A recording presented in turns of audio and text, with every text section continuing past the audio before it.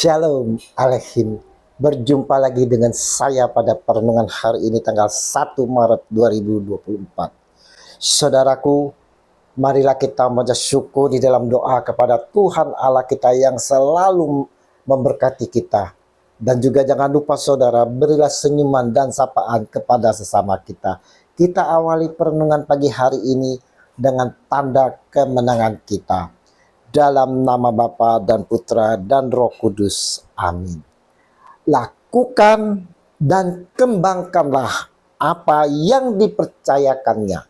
Bacaan liturgi hari ini diambil dari kitab Kejadian 37 ayat 3 sampai dengan 4, dilanjutkan dengan ayat 12 sampai dengan 13a, dan dilanjutkan ayat 17b sampai dengan 28.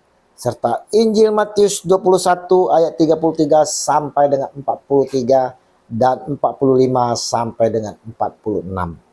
Saudaraku yang terkasih di dalam kasih Kristus, suatu kesetiaan yang bertanggung jawab saudara merupakan identitas kita sebagai pengikut Kristus dalam menjalani kasih. Dalam kesetiaan saudara akan menghasilkan buah yang diharapkan. Seorang anak yang dengan setianya belajar, maka akan menghasilkan buah di mana dapat mengerjakan soal-soal yang diberikan. Demikian Injil hari ini saudaraku yang terkasih, di mana Tuhan pemilik kebun pergi keluar kota meninggalkan kebunnya kepada penggarap-penggarap yang disewakan. Setelah kembalinya si Tuhan pemilik kebun itu saudara tentu akan meminta pertanggungjawaban dari para penggarap. Namun apa yang terjadi?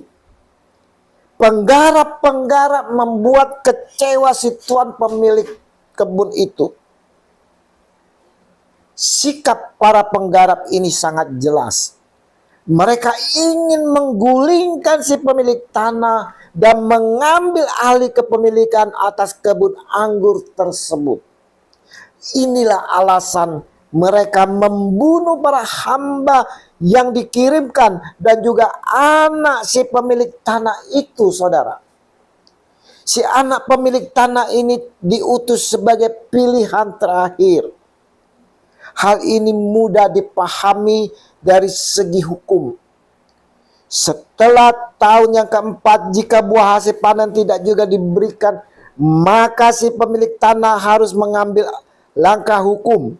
Ia harus mengirim utusan yang memiliki kuasa untuk bertindak. Seorang hamba atau budak tidak memiliki kewenangan hukum untuk bertindak. Akan tetapi saudara, seorang anak, seorang pewaris kebun anggur itu memiliki kewenangan hukum untuk bertindak atas nama ayahnya dalam pengadilan. Perlu diketahui saudara-saudaraku yang terkasih, bahwa para nabi Israel seringkali menyebut umat Allah sebagai kebun anggur. Sebagai kebun anggur Tuhan. Dan hamba-hamba yang diutus oleh Tuhan untuk menagih tanah yang digarap para penyewa itu adalah para nabi.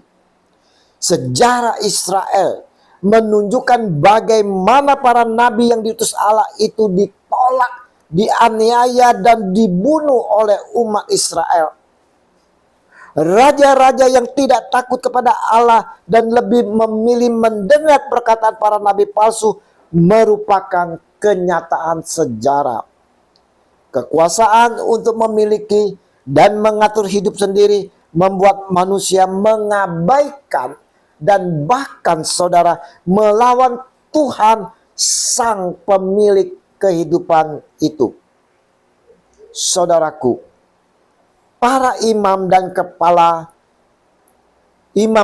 dan orang Farisi sadar bahwa merekalah yang dimaksud sebagai penggarap kebun anggur yang berkhianat itu, saudara. Mereka tidak dapat berdalih karena memang demikian adanya. Mereka berkeras hati melawan Yesus apapun caranya. Rasa takut terhadap orang banyak yang mendukung Yesus sebagai nabi membuat mereka menjauh untuk sementara waktu. Kenikmatan mendapatkan penghormatan, status, dan fasilitas sebagai pemimpin Israel membuat mereka lupa, saudara, bahwa sesungguhnya itu harus dipertanggungjawabkan kepada Tuhan. Dengan adanya keinginan untuk memiliki dan berkuasa merupakan membuat orang lupa diri, saudara, akan tugas serta tanggung jawab yang lebih utama. Sebab itu, masing-masing kita, saudaraku yang terkasih, bertanggung jawab kepada Tuhan atas hidup dan segala karunia yang telah kita terima. Semuanya itu milik Tuhan, saudara, dan patut dipertanggungjawabkan di hadapannya. Perenungan hari ini mau mengajak kita semua, saudaraku yang terkasih, saya dan saudara, untuk menerima Yesus Kristus sendiri sebagai pewaris kebun anggur, yakni Allah sendiri. Para penggarap kebun yang haus darah adalah mereka yang mendapat kesempatan untuk terlibat dalam karya Allah, tetapi serakah. Mereka hanya memikirkan kepentingan diri sendiri dan egoisme mereka, saudara. Mereka itulah kaum Farisi dan imam-imam kepala yang selama ini merasa diri saleh, benar, dan suci sendiri. Jika hari ini, saudara, kita juga memiliki pribadi seperti kaum Farisi dan imam-imam kepala itu, sadarilah, saudaraku yang terkasih, sadarilah dan segeralah bertobat. Bertobatlah, saudaraku yang terkasih, dan terimalah Dia, Yesus Kristus, sebagai Tuhan Sang Juru Selamat.